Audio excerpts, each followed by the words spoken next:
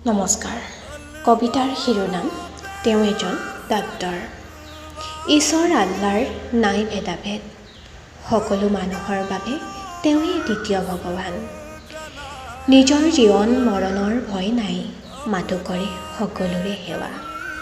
কাৰণ তেওঁ যে এজন ডাক্তৰ, খাবলৈ সময় নাই, শুবলৈ টোপনি নাই। বাৰে বাৰে হস্পিটেলৰ ৰোগীৰ আৰ্তনাদবোৰে তেওঁৰ দুচকুত ভাহি থাকে।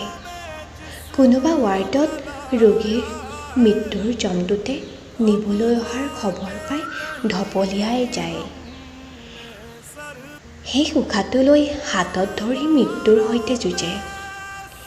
এই যুদ্ধ যে কিমান কঠিন, কোনোৱে জানো বুজি পায়?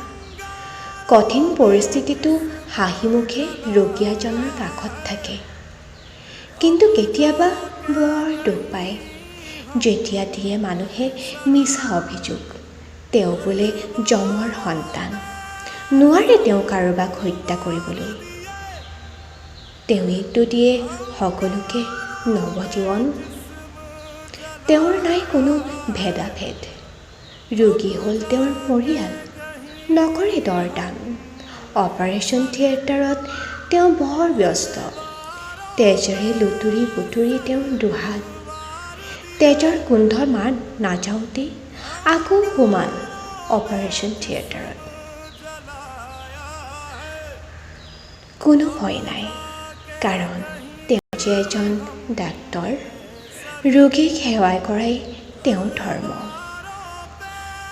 দিনে নিশাই কষ্ট কৰি ভাগৰি পৰে, কিন্তু তেতিয়া আকৌ অভিযোগ চাকৰিত গাফিলতিৰ। সেয়েহে নিজৰ দুখ ভাগৰ নেওচি আনক মৰণ পথত ৰখাবলৈ দৌৰি যায়। কিন্তু অবুজ ফিকাচুপি মানুহে সানি কুচি হত্যা কৰে। ঠিক তেনে মানুহৰ বেশত থকা দানৱ, তথাপিও কোনো দিন পিছলৈ নাচায়, মাথো কৰি যায় ৰোগীক শুশ্ৰূষা। কাৰণ তেওঁ যে এজন ডাক্তৰ। ধন্যবাদ।